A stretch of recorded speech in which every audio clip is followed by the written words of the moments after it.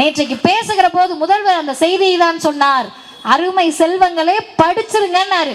யாராவது வந்து இந்த யூடியூப்பை வச்சுக்கிட்டு காலேஜில் பேச கூப்பிட்டாங்கன்னா போய் பெட்டி கடை வச்சு பொழைச்சிக்கன்னு வாங்க. அப்படி பெட்டி கடை வச்சுக்கன்னு பொழைச்சிக்கன்றாங்களா அவங்கள யார் தெரியுமா? 4 தலைமுறையாக படித்த குடும்பத்தை சார்ந்தவர்கள். ஆரியருக்கே உரிய அந்த எல்லா வாய்ப்பையும் பயன்படுத்தி படித்து பட்டம் பெற்ற பாண்டே வகையராக்கள் பள்ளிக்கூடத்திலையும் கல்லூரியிலையும் போய் பெட்டி கடை வச்சுக்க பொழைச்சிக்கலான்னு சொல்லுவாங்க. ஆனா மறந்துடாதீங்க, பெட்டி கடை வச்சா காசு வரும் இல்லைன்னு சொல்லல. முதல்வர் சொல்லுகிறார், யூடியூப்ல சம்பாதிக்கலாம்யா, எவ்வளவு அப்டேட்டடா இருக்காரு பாருங்க. இன்ஸ்டால சம்பாதிக்கலாம், எல்லாத்துலயும் சம்பாதிக்கலாம். ஆனால் எல்லாவற்றிற்கும் அடிப்படை கல்விதான். அதனுடைய அர்த்தம் என்ன தெரியுமா? நான் ரொம்ப சிம்பிளா சொல்றேன். 2000 ஆண்டு காலமாக படிக்கல, கோவிலுக்குள்ள நுழைய முடியல, தெருவுக்குள்ள வர முடியல, செருப்பு போட முடியல, ஜாதி இழிவை சுமந்து நின்ற அந்த சமூகத்திற்கு உலக நாடுகள் எல்லாம் படி, உனக்கு காசு கிடைக்கும் நாங்க. உலக நாடுகள்லாம் படிச்சா பொருளாதாரத்தில் வளரலான்னாங்க. இந்தியாவில் பல மாநிலங்கள்ல படிச்சனா உன்னை வளர்த்துக்கலாம் நாங்க. தமிழ்நாடு மட்டும்தான் சொன்னது, படிப்பா காசு சம்பாதிக்க இல்ல, சுயமரியாதை பெறுவதற்கு படின்னு சொன்ன மாநிலம் தமிழ்நாடு. தலைவர் தந்தை பெரியார். படி பகுத்தறிவு வளரும்னு சொன்னவர் பேரறிஞர் அண்ணா. பகுத்தறிவும் படிப்பும் இரண்டுமே என் பிள்ளைகளுக்கு தேவை என்று சொன்னவர் முத்தமிழறிஞர் கலைஞர். அந்த வழியில் தமிழ்நாட்டின் முதலமைச்சர் சொல்றாரு, ஸ்கூலுக்குள்ள வந்துகிட்டு பகுத்தறிவை தாண்டி நீங்க ஒன்னும் பேசக்கூடாது.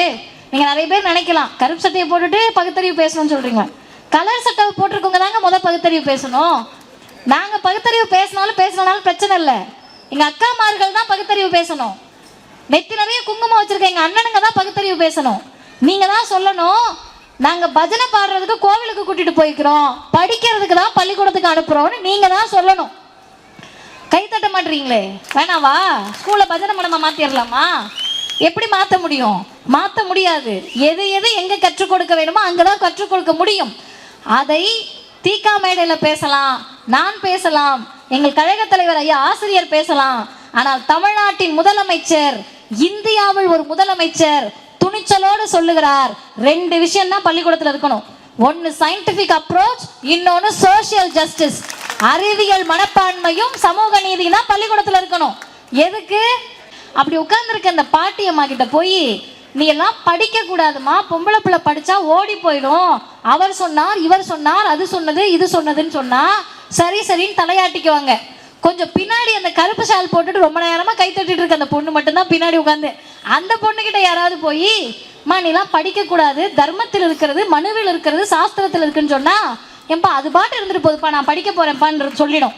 அடுத்த தலைமுறை கிட்ட நீங்க போய், நீ எல்லாம் பிறப்பால் பெண், படிக்க கூடாதுன்னு சொன்னா உங்களையும் சேர்த்து சொன்னவரையும் சேர்த்து எதுல அந்த பிள்ளைங்க அடிக்கும்னு தெரியாது. நான் வெளிப்படையாக சொல்லுகிறேன், கல்விதான் எங்களுக்கான ஆயுதம். கல்வி மட்டும்தான் எங்களுக்கான ஆயுதம். அந்த கல்வியை பறிப்பதற்கோ எங்களிடத்திலிருந்து பிடுங்குவதற்கோ மோடி அல்ல, மோடியின் தாத்தா ராஜகோபாலாச்சாரியார் வந்த போதே விரட்டி எடுத்த மாநிலம் தமிழ்நாடு. தலைவர் தந்தை பெரியார். அதற்கு பிறகு ஒரு முதல்வர் துணிச்சலாக சொன்னார், கட்டை விரலோ தலையோ இந்நாளில் காணிக்கையாக எவனும் கேட்டால் பட்டை உரியும் சுடுகாட்டில் அவன் கட்டை வேகும் என்றே முத்தமிழறிஞர் கலைஞர் சொன்னார். அந்த உணர்வு எதுக்கு வருது? ஏன் மதிவதனிக்கு வீதி வீதியா போய் படிச்சிரு முதல்வர் சொல்றாரு கேளு, புதுமை பெண் திட்டம் இருக்கு, தமிழ் புதல்வன் திட்டம் இருக்கு, நான் முதல்வன் திட்டம் இருக்குன்னு எதுக்கு பேசணும்? ஏன் படிச்சு முடிச்ச பிறகு உங்க பிள்ளைங்க எல்லாம் வந்து இந்த இயக்கம் தான் நம்மளை படிக்க வச்சுச்சு சொல்ல மாட்டாங்களே? பெரியாருக்கு இந்த சமூகம் நன்றியோடு இருக்கிறதா? தலைவர் கலைஞருக்கு இந்த சமூகம் நன்றியோடு இருக்கிறதா? திட்டிட்டு தானே இருக்காங்க, பேசிக்கிட்டு தானே இருக்காங்க. அதையும் மீறி நேற்றைக்கு முதல்வர் சொல்லுகிறார், அப்படியே புல்லரிக்கிற மாதிரி சொன்னாரு, படிப்பது மட்டும்தான் உங்கள் வேலை, மற்ற அனைத்தையும் இந்த அரசு பார்த்து கொள்ளும். என்ன பண்ணிட போறாங்க? நான் இன்னும் சொல்றேனே, உட்கார்ந்திருந்த மாணவர்கள் எல்லாம் 18+, முதல் தலைமுறை. பல நடிகர்களுக்கு அந்த பிள்ளைங்க எல்லாம் ரசிகர்களா இருப்பாங்க. நம்ம ஓட்டு போட்டா நடிகருக்கு ஓட்டு போடணுன்ற மனநிலையில உட்கார்ந்த பிள்ளைலாம் இருந்திருக்கும். அவருக்கு அடுத்த முறை ஆட்சியை பற்றிய கவலையை விட அடுத்த தலைமுறையை பற்றிய கவலை இந்த இயக்கத்திற்கும் முதல்வருக்கும் அதிகமாக இருக்கிறது. அருமை தோழர்களே, திமுகவின் மீது யாரோ தூரத்தில் நிற்கிறவங்களுக்கு காழ்ப்புணர்ச்சி இருக்கலாம், பின்னாடி நின்று யாராவது கேட்டுட்டு இருந்தாங்கன்னா அவங்களுக்கு எரிச்சல் இருக்கலாம். அதிமுகவுக்கும் பிஜேபிக்கும் புதுசா வர்றவங்க போறவங்க யாரா வேணா இருக்கட்டும், லெட்டர் பேடு கூட இருக்காது, அது ஒரு கட்சி, அவங்களுக்கு ஒரு கோபம் இருக்கலாம். வந்த உடனே உங்க அஜெண்டா என்னப்பா? திமுக ஒழிக்கணும், இந்த நல்லது செய்யறது படிப்பை பற்றி வேலை அதெல்லாம் இல்லைங்க, திமுக ஒழிக்கணுங்க. சரி ஒழிச்சுட்டு போ. திமுகவை ஒழிப்பேன் என்று சொன்னால் அதனுடைய அர்த்தம் தமிழ்நாட்டின் முதலமைச்சர் இந்த அரசு கொண்டு வந்த கலைஞர் மகளிர் உரிமை தொகையை ஒழிக்க போகிறார்கள் அர்த்தம். இந்த அரசு கொண்டு வந்த புதுமை பெண் திட்டத்தை ஒழிக்க நினைக்கிறார்கள் அர்த்தம். இந்த அரசு கொண்டு வந்த தமிழ் புதல்வன் திட்டத்தை ஒழிக்க நினைக்கிறாங்கன்னு அர்த்தம். இந்த அரசு கொண்டு வந்த நான் முதல்வன் திட்டத்தை ஒழிக்க நினைக்கிறாங்கன்னு அர்த்தம்.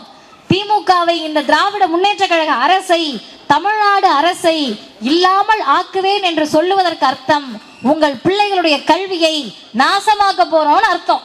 இளைஞர்களுக்கு வேலை வாய்ப்பு இல்லாம வச்சிருக்க போறோம்னு அர்த்தம். பிஜேபிக்கும் ஆர்எஸ்எஸ்க்கும் சாமரம் வீச போறோம்னு அர்த்தம். இன்னும் நான் சொல்றேனே, திமுக ஆட்சிக்கு வருகிற போதெல்லாம் ஒண்ணு நடக்கும்.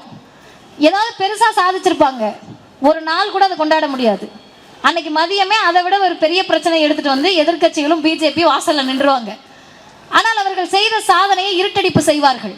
அத்தனையும் நடக்கின்ற போது முதல்வர் துணிச்சலோடு சொல்றாரு, எங்க தலைக்கு மேல பாம்பு, கீழே நரி, எட்டி குதிச்சிடலான்னா அகழி, தாண்டியறலான்னா கோட்டை சுவர். எப்படி மேல நரி, கீழே பாம்பு, கீழே நரி, அகழி, கோட்டை சுவர். எப்படிங்க இதனால உங்களுக்கு ஆட்சியை நடத்த முடியலையான்னு கேட்டா, இல்லை, இது அனைத்தையும் தாண்டி திராவிட மாடல் அரசு வெற்றிகரமாக நடைபெறும்.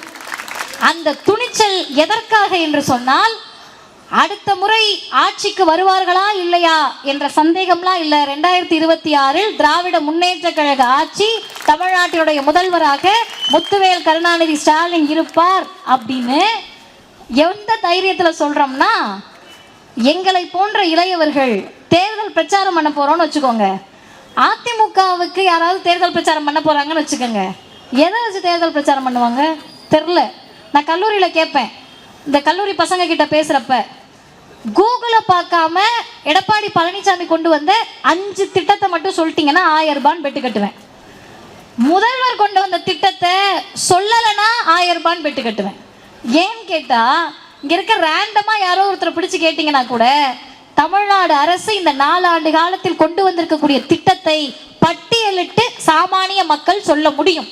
அப்ப இவர்கள் வென்று விடுவார்கள் என்று சொல்லுவது அவர்கள் மீதோ எங்கள் மீதோ இருக்கக்கூடிய நம்பிக்கையில் அல்ல, தமிழ்நாட்டு மக்களின் மீது இருக்கக்கூடிய நம்பிக்கையில். அந்த வகையில் அருமை தோழர்களே, இந்த முதல்வருடைய கரத்தை ஏன் இறுக பற்றி கொள்கிறோம் என்று சொன்னால், சனாதனமும் பாசிசமும் காவி அரசியலும் கலவர அரசியலும் சிறுபான்மையினர் மக்களுக்கு எதிரான அரசியலும் ஜாதிய மதவாத போக்குகளை அதிகமாக பரப்பிவிட்டு தமிழ்நாட்டு இளைஞர்கள் மாணவர்களுடைய கல்வி கனவை, வேலை வாய்ப்பை, சுயமரியாதையை, பகுத்தறிவை சீண்டி விடலாம், இல்லாமல் ஆக்கிவிடலாம் என்று நினைக்கின்ற போது, என் பதவி பறிபோனாலும் பரவாயில்லை, இது எதையும் அனுமதிக்க மாட்டேன் என்று சொன்ன முத்துவேல் கருணாநிதி ஸ்டாலின் அவர்களுக்கு உங்கள் அனைவரின் சார்பிலும் பிறந்தநாள் வாழ்த்துக்களை தெரிவித்து, மிக அருமையான நிகழ்வுகளை ஏற்பாடு செய்த அண்ணன் கிருஷ்ணகுமார் அவர்களுக்கும், அமைச்சர் அவர்களுக்கும், அருமை சகோதரி திவ்யா அவர்களுக்கும் நன்றியை தெரிவித்து விடைபெறுகிறேன். வாய்ப்புக்கு நன்றி, வணக்கம்.